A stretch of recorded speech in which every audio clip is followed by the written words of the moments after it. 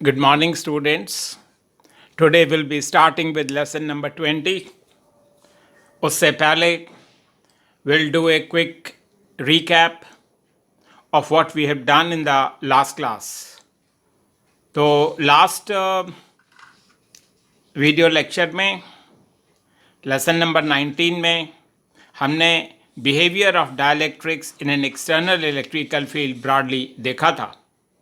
उसके अंदर हमने पहले एक क्वेश्चन किया था जिसमें हमने ये कहा कि अगर दो कैपेसिटर्स हैं when they are connected in parallel तो दे स्टोर एनर्जी 0.25 जूल, और जब वही दो कैपेसिटर्स को सीरीज़ में लगाते हैं to the same voltage source तब एनर्जी की वैल्यू हो जाती है 0.045 जूल।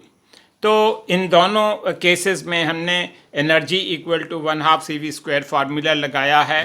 बेसिकली ये जो पर्टिकुलर क्वेश्चन है ये थोड़ा सा मैथमेटिकल है, क्योंकि इसमें हमने देखिए पहले यहाँ C1 + C2 की वैल्यू निकाली, यहाँ पे हमने C1 × C2 निकाला, और हमने फिर एक प्रोसीजर लर्न किया कि जब भी C1 + C2 हो और C1 × C2 हो तो हमें C1 - C2 निकालने की कोशिश करनी चाहिए, and that's what we have demonstrated over here, and then we have picked up the two equations to find the value of C1 and C2। ऐसा ही ठीक क्वेश्चन हमने इलेक्ट्रोस्टैटिक्स में बिगिनिंग में कूलम्स लॉ के अंदर भी किया था, जिसमें क्वेश्चन भी यही था कि फाइंड द टू चार्जेस। ये क्वेश्चन तो बहुत ज़्यादा सिंपल था, जिसके अंदर वी हैव ए कैपेसिटर। एक बार जब वोल्टेज V से कनेक्ट करते हैं तो उस पर ये चार्ज होता है, जब वोल्टेज V - 120 करते हैं तो ये चार्ज होता है। क्वेश्चन ये पूछा था कि अगर V + 120 वोल्टेज कर दें तो चार्ज कितना होगा। देखिए तीनों केसेस में हमने सिंपली वही फार्मूला लगाया है कि charge is equal to C × V। चलिए उसके बाद फिर हमने देखा कि डाइलेक्ट्रिक सब्सटेंसेस क्या होते हैं। तो हमने कहा कि वो होते हैं जिसमें बेसिकली इंसुलेटर्स हैं which allow to pass electrical field through them. दूसरा फिर देखा पोलर वो होते हैं जिसमें centre of mass of positive and negative charge coincide नहीं करते, resulting in formation of dipoles. Non polar के अंदर ये मॉलिक्यूल सिमेट्रिकल होते हैं और इसमें centre of mass of positive and negative charge coincide कर जाता है, and as a result of that dipoles नहीं होते हैं। नाउ वी वांट टू सी कि अगर हमने एक कंडक्टर को एक एक्सटर्नल इलेक्ट्रिकल फील्ड में रख दें तो क्या होता है। जब कोई फील्ड नहीं लगाई तो इलेक्ट्रॉन्स यूनिफॉर्मली डिस्ट्रीब्यूटेड होते हैं, जब फील्ड लगा देते हैं तो इलेक्ट्रॉन्स पे फोर्स लगने लगता है in a direction opposite to the applied electrical field, और वो सारे electrons they move to the right side. तो ये नेगेटिवली चार्ज हो जाता है, ये पॉजिटिवली चार्ज होता है। तो जैसे जैसे चार्ज बढ़ने लगता है ये इलेक्ट्रिकल फील्ड भी बढ़ने लगती है, और एक स्टेज ऐसी आती है कि जब ये इलेक्ट्रिकल फील्ड इस एक्सटर्नल इलेक्ट्रिकल फील्ड को बैलेंस कर देती है, सो दैट जो नेट चार्ज है, जो नेट इलेक्ट्रिकल फील्ड है inside the conductor becomes zero. उसके बाद हमने देखा कि अगर हम नॉन पोलर डाइलेक्ट्रिक को रखते हैं इलेक्ट्रिकल फील्ड में तो क्या होता। हमने कहा कि ये सिमेट्रिकल मॉलिक्यूल होता है, तो centre of mass of positive and negative charge coincide कर रहा है, डाइपोल मोमेंट ज़ीरो है। उसके बाद फिर हमने कहा कि अगर इलेक्ट्रिकल फील्ड में रखें तो आप जानते हैं कि नेगेटिव चार्ज पे फोर्स लगता है in direction opposite to the electrical field, और पॉजिटिव चार्ज पे फोर्स लगता है in direction of the electrical field. मतलब ऐसे लगता है एज इफ ये जो स्फेरिकल स्ट्रक्चर है इसको एलोंगेट कर दिया है लाइक दिस, एंड ये क्योंकि दोनों centre of mass of positive and negative charge ये दूर दूर हो गए तो they will start behaving like a dipole. तो इसके अंदर हम कहते हैं कि डाइपोल्स आर इंड्यूस्ड, और उसके बाद they will follow what ever is being followed by polar dielectrics. फिर एक पोलर डाइलेक्ट्रिक की बात की तो हमने कहा कि उसमें बहुत सारे पहले से ही डाइपोल्स होते हैं। जब कोई इलेक्ट्रिकल फील्ड नहीं लगाती तो वो रैंडमली ओरिएंटेड होते हैं और एक दूसरे के इफेक्ट को कैंसिल कर देते हैं।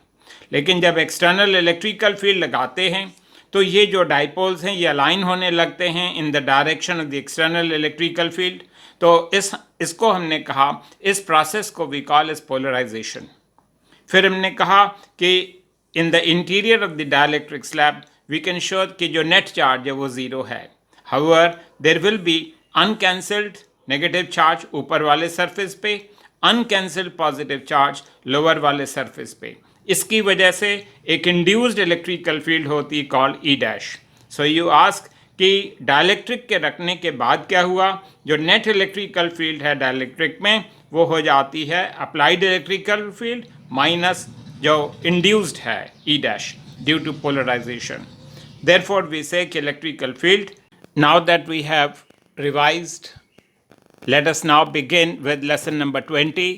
स्टूडेंट्स, इसके अंदर हमने डाइलेक्ट्रिक कांस्टेंट क्या होता है, पोलराइजेशन वेक्टर क्या होता है, इलेक्ट्रिकल ससेप्टिबिलिटी क्या होती है, and then we will see two very very important derivations कि capacitance of a capacitor when a dielectric slab is introduced और दूसरी when a metal plate is introduced. तो ये हम आज देखेंगे। Let us begin with the first. तो ये है डिफाइन द फॉलोइंग टर्म्स। पहला है डाइलेक्ट्रिक कांस्टेंट। ये वर्ड आपने पहले सुना हुआ है।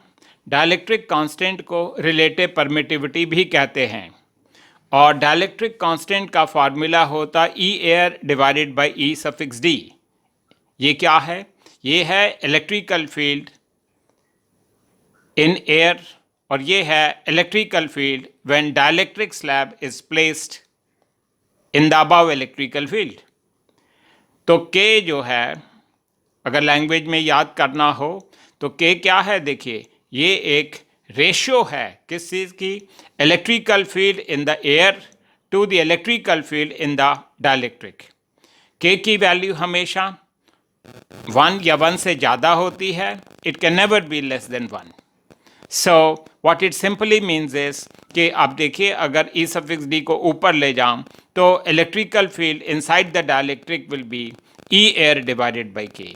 ये हमने यहाँ से इस डेफिनेशन से सीखा है कि electrical field in the dielectric will be E air divided by K. अब हम देखते हैं polarisation vector P। May I just remind you again वही डायग्राम जिसके अंदर हमने देखा था behaviour of a dielectric in an external electrical field। आज भी मैंने आपको याद दिलाया कि ऊपर वाले सरफेस पे अनकैंसल्ड नेगेटिव चार्ज होता है, लोअर सरफेस पे यहाँ अनकैंसल्ड पॉजिटिव चार्ज होता है, एंड वो जो फिनोमिना था उसको हम पोलराइजेशन कहते थे, अलाइनमेंट को, अलाइनमेंट ऑफ डाइपोल्स को। तो मान लिया ऊपर वाले सरफेस पे चार्ज है Q suffix P, P is for polarisation, यहाँ पे पॉजिटिव चार्ज है Q सफिक्स P। ऐसे लगता है as if there is a dipole with separation distance D। तो जो पोलराइजेशन वेक्टर है उसको डिफाइन किया गया है as induced dipole moment per unit volume. Induced dipole moment का फार्मूला क्या होगा? डाइपोल मोमेंट होता है charge multiplied by the separation distance between them divided by the volume of this will be, अगर एरिया A है, separation distance D है तो A into D होगा। तो देखें, चार्ज डिवाइडेड बाय A आ गया, इसको तो चार्ज डेंसिटी कहते हैं। तो ये है charge density due to polarisation.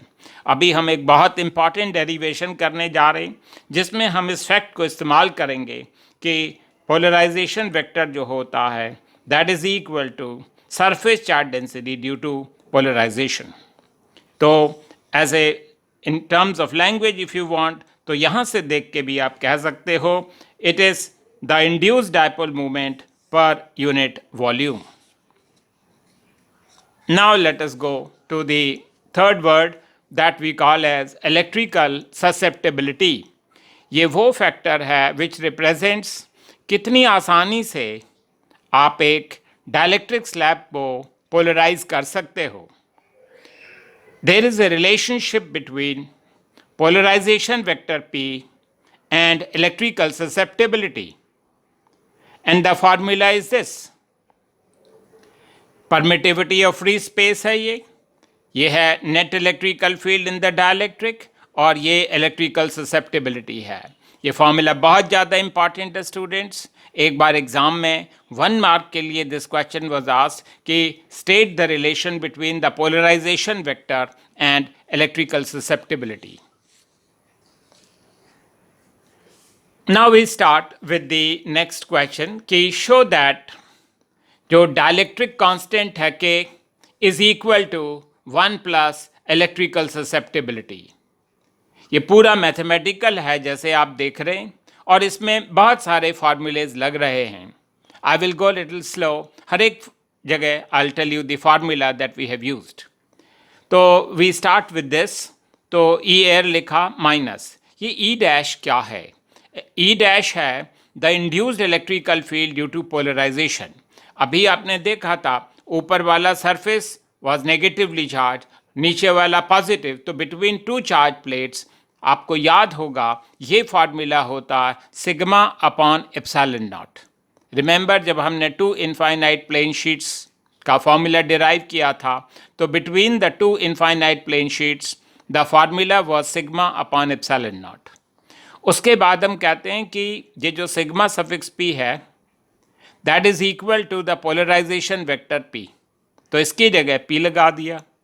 अब उसके बाद ये जो पोलराइजेशन वेक्टर है उसकी जगह वो जो रिलेशन थी, can I show you again, ये वाली रिलेशन ये इसके अंदर हमने लगानी है. That is epsilon not E suffix D into electrical susceptibility. तो ये कट जाएगा यहाँ पे, और अब हमने थ्रू आउट इस इक्वेशन को डिवाइड कर देना है बाय ई सफिक्स डी. यहाँ भी फार्मूला लग रहा देखिए, E air divided by E suffix D. इसको क्या कहते हैं? डायलैक्ट्रिक कांस्टेंट के. सो के की value will be 1 plus electric. अब चलिए नेक्स्ट क्वेश्चन करते हैं. ये बड़ा इंपॉर्टेंट क्वेश्चन है. ये आपके सैम्पल पेपर्स में एक बार ये क्वेश्चन था. तो let me explain the question first. Question ये है कि there is a parallel plate capacitor. यहाँ पे x इक्वल टू 0 है, यहाँ पे x इक्वल टू 5d है. x इक्वल टू 0 से लेके 1d तक एयर है, 2d से 3d एयर है, 4d और 5d के बीच में भी एयर है. यहाँ पे जैसे आप देख रहे हैं यहाँ पे एक डायलैक्ट्रिक स्लैब है विद डायलैक्ट्रिक कांस्टेंट के, और यहाँ एक मेटल का स्लैब रखा हुआ है. तो क्वेश्चन ये पूछा है कि इस केस में draw variation of electrical field with distance. मतलब कि इलेक्ट्रिकल फील्ड किस तरीके से चेंज कर रही है as we are going from x equal to 0 to x equal to 5d. सबसे पहले तो हमें ये याद करना है कि मान लिया कि electrical field in air is E suffix ए, और अगर डायलैक्ट्रिक कांस्टेंट के है तो डायलैक्ट्रिक स्लैब में इलेक्ट्रिकल फील्ड कम हो जाती है, वो बन जाती ई एयर अपॉन के, और मेटल के केस में इलेक्ट्रिकल फील्ड 0 हो जाती है. अब चलिए हम ड्रॉ करना स्टार्ट करते हैं. यहाँ से यहाँ तक आप देख रहे हैं value is E air. D और 2d के बीच में इलेक्ट्रिकल फील्ड कुछ कम है, तो हमने ऐसे ड्रॉ किया, यह है ई एयर अपॉन के. फिर एयर में वही, फिर उसके बाद मेटल में 0, और फिर यहाँ पे अगेन इन एयर फुल. तो it was so easy to draw the variation of the electrical field as we go from one end to the other end of the plate. इसमें एक छोटा सा और क्वेश्चन पूछा था, वो ये था कि find out the total voltage between the two plates. तो हम कहते हैं कि जो टोटल वोल्टेज होगी कुछ यहाँ पे होगी, कुछ यहाँ पे होगी, कुछ यहाँ, यहाँ एंड यहाँ. मतलब total voltage will be sum of these voltages. आपने पहले सीखा था कि इलेक्ट्रिकल फील्ड होता है V डिवाइडेड बाई डी, और वोल्टेज को लिखा जा सकता है एज E इंटू डी। तो फर्स्ट के लिए हम लिख रहे हैं E air into D, second के लिए हम लिख रहे हैं E air divided by K into D, तीसरे के लिए E एयर इंटू डी, इसके लिए फोर्थ के लिए ये तो इलेक्ट्रिकल फील्ड ज़ीरो है, ज़ीरो इंटू डी, और यहाँ पे E एयर इंटू डी। हमने E suffix air into D common ले लिया और फिर उसके बाद ये टर्म्स लिख ली। आप इसको अब सिंप्लीफाई कर सकते हैं। इस यूनिट का बहुत ही इम्पॉर्टेंट ये क्वेश्चन है, 3 मार्क्स का क्वेश्चन आता है। Derive the expression for the capacitance of a capacitor when a dielectric slab is inserted between the two plates. चलिए धीरे धीरे late me explain the diagram. यहाँ पे हमारे पास एक पैरेलल प्लेट कैपेसिटर है जिसका प्लेट एरिया A है, सेपरेशन डिस्टेंस D है। आप खुद कहेंगे कि ऐसे कैपेसिटर का कैपेसिटेंस होता है C suffix air is equal to epsilon not A divided by D। अब मान लिया कि हमने इसमें एक डाइलेक्ट्रिक स्लैब रख दिया जिसकी थिकनेस है T, तो इसका मान लिया डाइलेक्ट्रिक कांस्टेंट इज K। तो कैसे ये रिलेटेड है that we will see now. तो अभी तक हमने ये कहा कि सेपरेशन डिस्टेंस D है, इसकी थिकनेस क्या है T। मान लिया ये ऊपर वाली प्लेट इस चार्ज कैपिटल Q और मान लिया वोल्टेज है V। तो इस स्पेस के अंदर, एयर के अंदर कुछ इलेक्ट्रिकल फील्ड होगी जिसको E सफिक्स A लिखा है। आप खुद जानते हैं कि इलेक्ट्रिकल फील्ड का फार्मूला होता है Q divided by epsilon not A। और ये भी अभी आपने सीखा कि डाइलेक्ट्रिक स्लैब के अंदर इलेक्ट्रिकल फील्ड कम हो जाती है and it becomes E air divided by K। Now I ask you कि इसमें कितने टाइप के डिस्टेंसेस हैं। इसमें कुछ डिस्टेंस तो ऐसा है जिसमें एयर है और कुछ डिस्टेंस ऐसा है जिसमें डाइलेक्ट्रिक स्लैब है। तो कितना डिस्टेंस हुआ जिसमें एयर है वो है D माइनस T, और कितना डिस्टेंस है जिसमें डाइलेक्ट्रिक स्लैब है T। तो हम कहते हैं जैसे अभी प्रीवियस क्वेश्चन में कहा कि जो टोटल वोल्टेज होगी कुछ तो होगी अक्रॉस द एयर प्लस कुछ होगी across the dielectric slab. May I again remind you कि voltage can be written as the product of E and D। तो यहाँ पे एयर के लिए इलेक्ट्रिकल फील्ड है E एयर इनटू वो डिस्टेंस जिसमें ये इलेक्ट्रिकल फील्ड है, वो डिस्टेंस है D minus T plus product of E and T। Dielectric में electrical field E suffix D है और थिकनेस T है। फिर इसके बाद हमने क्या किया कि E सफिक्स D का फार्मूला लिख दिया, यहाँ पे E एयर अपॉन K लिख दिया। तो E air into D minus T plus E air पहले लिखा और T बाई K एक फैक्टर बना दिया। E एयर हमने कॉमन ले लिया और ये आ गया D minus T plus T by K। You will से इस इक्वेशन को देख के क्या कहा जा सकता है। देखिए वोल्टेज का फार्मूला था E इंटू डी, E तो है और ये है जी टोटल डिस्टेंस, मतलब ये डिस्टेंस एयर में है। आप चाहें तो मैं इसको ऐसे भी लिख सकता था डिवाइडेड बाई 1, और ये है T divided by K। So that is what it means. उसके बाद हमने जो इलेक्ट्रिकल फील्ड था उसकी वैल्यू डाल दी Q divided by epsilon not A, पहला distance D minus T plus दूसरा T बाई K। फिर हमने इसको Q को नीचे ले आए और वैसे ही लिख दिया। फिर उसके बाद इसको हमने उल्टा कर दिया है, तो ये epsilon not A divided by D minus T plus T by K। तो Q बाई V आप जानते हैं वो कैपेसिटेंस होता है। कौन सा कैपेसिटेंस? वो कैपेसिटर जिसकी प्लेट्स के बीच में एक डाइलेक्ट्रिक स्लैब है। So epsilon naught A divided by पहला डिस्टेंस d माइनस टी हो गया एयर वाला divided by 1 plus t divided by k। ये बहुत ही ज़्यादा इंपॉर्टेंट फार्मूला है बिकॉज रीजनिंग क्वेश्चंस में इसकी हमें बार बार ज़रूरत पड़ेगी। इसके बाद देखें हमने थोड़ा सा मैथमेटिक्स किया है। एप्सिलॉन नॉट ए तो ऊपर था, अब हमने d बाई के कॉमन लिया है। यू विल से what do you mean d by के कॉमन लिया है? इसका मतलब ये है, मैथमेटिकली इसका मतलब है कि अंदर हर एक टर्म को मल्टीप्लाई करना है बाई के बाई डी।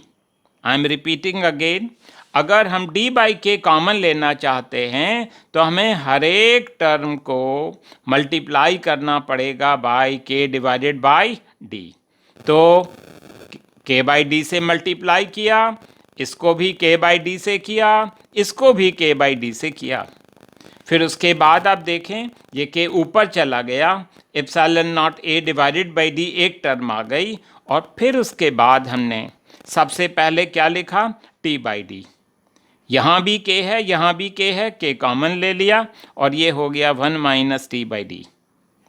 इसी चीज़ को मैंने फिर से लिखा है कि c suffix d is equal to k multiplied by epsilon not a by d is called c air divided by a factor t by d plus k into 1 minus T by D.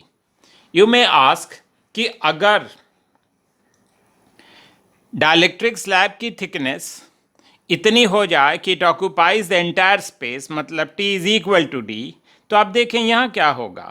t by D 1 हो गया, 1 minus 1 0 हो गया, ये term ख़त्म हो गई और ये टर्म बन गई 1, तो c सफिक्स d बन गया k times of c air. बहुत ही ज़्यादा इम्पॉर्टेंट है ये एक्सप्रेशन, क्योंकि इसके अंदर हमने ये सीखा है कि अगर कोई डाइलेक्ट्रिक स्लैब डाल दिया जाए between the plates of a capacitor completely filling it, तो उस कैपेसिटर का कैपेसिटेंस इंक्रीज कर जाता है by a factor K. Increase कर जाता है बाय ए फैक्टर के। चलिए let us begin with another important question. ये है capacitance of a capacitor when a metal plate is introduced between the two plates of a capacitor. Students, diagram ये बिल्कुल वही है जो अभी आपने थोड़ी देर पहले देखा था। ये वही पैरेलल प्लेट कैपेसिटर है, प्लेट एरिया A है, सेपरेशन डिस्टेंस D है, तो कैपेसिटेंस का फॉर्मूला है epsilon not A divided by D। पहले वाले केस में डाइलेक्ट्रिक स्लैब था, अब एक मेटल की प्लेट है ऑफ थिकनेस T। ये हमें याद रखना पड़ेगा कि जो इलेक्ट्रिकल फील्ड है inside a metal is always 0। मान लिया ऊपर वाली प्लेट पॉजिटिवली चार्ज है, कैपिटल Q, और वोल्टेज है V, तो there will be electrical field in air, और उसका फॉर्मूला होता Q divided by epsilon nought air. Epsilon not into A, area A is the area of the plates. जैसे पहले किया था, what is the distance in which air is present, वो होगा d minus T.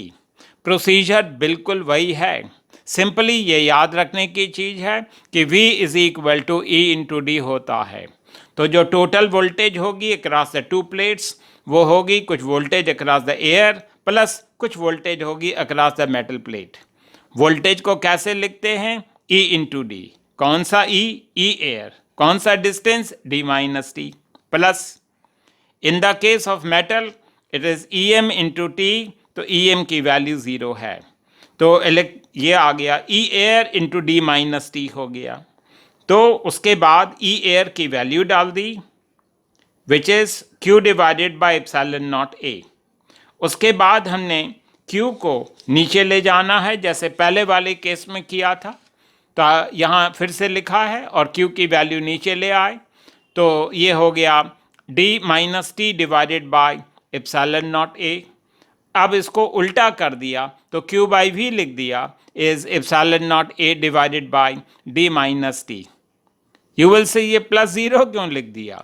You will learn in a very short while कि it has got some significance. तो Q by V होता C suffix M and that is equal to epsilon not A divided by D minus T plus 0। May I just tell you again कि हमने जो dielectric slab वाला question किया था उसमें आपको ये एक बार दिखा दूं, ये था E epsilon not A divided by D minus T plus T by K, और मेटल के केस में ये वैल्यू कितनी है, जो सेकंड फैक्टर है वो क्या है, 0। इससे हम ये सीख रहे हैं स्टूडेंट्स कि अगर हमारे पास एक कैपेसिटर हो, हम एक बार डाइलेक्ट्रिक स्लैब डालें ऑफ थिकनेस T तो कुछ कैपेसिटेंस होगा C सफिक्स D, फिर हम मेटल की प्लेट डालें विथ थिकनेस T, तो अब हम जानना चाहते हैं किस केस में कैपेसिटेंस ज़्यादा होगा। तो आपने यहाँ देखा कि इसके डिनोमिनेटर में D माइनस टी पहली टर्म में, वहाँ पे भी D माइनस टी है, लेकिन यहाँ पे जो सेकंड टर्म है वो 0 है। मीनिंग ये हुआ स्टूडेंट्स कि यहाँ पे ये डिनोमिनेटर कम है, और इसके कम होने की वजह से C suffix M will be greater than C suffix D। तो ये हुआ कि अगर दो आइडेंटिकल स्लैब्स हों थिकनेस में, एक डाइलेक्ट्रिक हो और एक मेटल का हो, तो जिस केस में आपने मेटल इंट्रोड्यूस किया है उस केस में जो कैपेसिटेंस है वो क्या होगा, ज़्यादा होगा देन द कैपेसिटर जिसमें डाइलेक्ट्रिक स्लैब था। एनीवे, हमने इस टर्म को स्टाइल से लिखा है, हमने मल्टीप्लाई एंड डिवाइड कर दिया है बाय D, ऊपर भी नीचे भी। तो epsilon not A divided by D को C एयर कहेंगे and that will be further multiplied by D divided by D minus T। Let me read this formula for you. Capacitance of a capacitor, जब एक metal plate को introduce कर देते हैं, it increases by a factor D divided by D minus T। Capacitance बढ़ाया जा सकता है, घटाया नहीं जा सकता है। तो C सफिक्स M इंक्रीज कर जाता है by a factor and that factor is D divided by D minus T। ये जो नेक्स्ट क्वेश्चन है ये आपके एग्ज़ाम में भी आ चुका है, ये NCERT का क्वेश्चन है, तो कोई ख़ास मुश्किल नहीं है। देखिए डायग्राम में दिखाया है कि एक पैरेलल प्लेट कैपेसिटर है, प्लेट एरिया A है, सेपरेशन डिस्टेंस D है। तो सभी जानते हैं कि इसका जो कैपेसिटेंस होगा will be epsilon not A divided by D। He says कि अब हमने एक डाइलेक्ट्रिक स्लैब डाल दिया ऑफ कांस्टेंट K जिसकी थिकनेस है 3/4 टाइम्स ऑफ D। हम सबसे पहले ये निकालें कि वो डिस्टेंस कितना है जिसमें एयर प्रेजेंट है। अगर 3/4 डिस्टेंस डाइलेक्ट्रिक स्लैब का है तो एयर के लिए सिर्फ रह जाएगा कितना, D/4। ये distance is always D minus 3/4 of D, तो D/4 रह जाएगा। हमें क्या निकालना है, capacitance of this capacitor. We have already learned how to write the formula for C suffix D। May I again show you कि उस केस में हम इसको इस तरीके से लिखते हैं, C suffix D is epsilon not A divided bye जो डिस्टेंस एयर में है प्लस डाइलेक्ट्रिक स्लैब की थिकनेस डिवाइडेड बाय K। तो ये फार्मूला लगा रहे हैं, तो इट बिकम्स पहले D/4 डिस्टेंस है जो एयर में है और divided by the dielectric constant of air 1, फिर 3/4 of D divided by K। तो ये स्टेप बहुत ज़्यादा इंपॉर्टेंट है, ये फार्मूले से रिलेटेड है। अब हमने D/4 कॉमन लिया नीचे और ये आ गया 1 + 3 डिवाइडेड बाई K। अब उसके बाद हमने क्या किया, 4 ऊपर ले गए और ये जो टर्म है इसको लिखा epsilon not A divided by D, और यहाँ पे देखिए LCM लिया है K और ये हो गया K + 3। अब ये K ऊपर चला जाएगा और ये K आ गया, 4K हो गया, और ये epsilon not A divided by D को C एयर लिख दिया, और ये टर्म देखिए ऊपर चली गई थी, नीचे रह जाएगा 3 + K। बहुत ही ज़्यादा इम्पॉर्टेंट है students, kindly do it again. इसमें जो समझने की चीज़ है वो सिर्फ पहला स्टेप है, उसके बाद सिंप्लीफिकेशन हैं which are based on the derivations that we have done. Now let us do another question.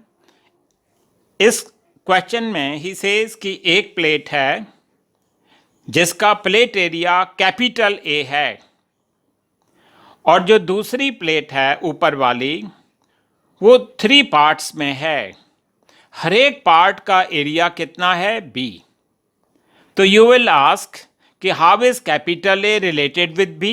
देखिए जो B है वो इस पार्ट का एरिया है, ये भी इस पार्ट का एरिया है, तो capital A is equal to 3B, तो B will be equal to A/3। Anyway ये दिखाई दे रहा। क्वेश्चन में ये कहा है कि इस रीजन के अंदर एक डाइलेक्ट्रिक स्लैब डाला है ऑफ कांस्टेंट K1, यहाँ पे एक दूसरा स्लैब है जिसका डाइलेक्ट्रिक कांस्टेंट है K2, यहाँ पे एक तीसरा डाइलेक्ट्रिक स्लैब है जिसका कांस्टेंट है K3। हमने सीखा था कि कैपेसिटेंस ऑफ ए कैपेसिटर का क्या फार्मूला है? वो है K times of C air which is epsilon not A divided by D। हमने वो फार्मूला लगाना है।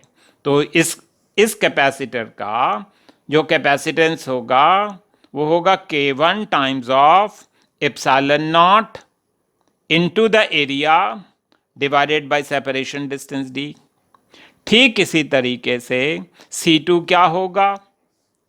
It will be K2 into epsilon naught into the area divided by the separation distance of the plates, 2D हो जाएगा। Can you now tell me कि इस capacitor का capacitance क्या होगा? K3 into epsilon naught multiplied by the area of the plate divided by 3D। Now हमने C1, C2, C3 ऐसे लगता है मानो 3 कैपेसिटर्स हों। अब हाउ आर दे कनेक्टेड? क्या ये सीरीज में हैं, क्या ये पैरेलल में हैं? Students normally remain confused about this fact, लेकिन जो तरीका है डिटर्मिन करने का वो बहुत ही सिंपल तरीका है। आप ये समझ लें कि अगर कोई चार्ज यहाँ से आ जाए, यहाँ से आ जाए और उसे जाना हो एट द पॉइंट B, तो वो कैसे जाएगा?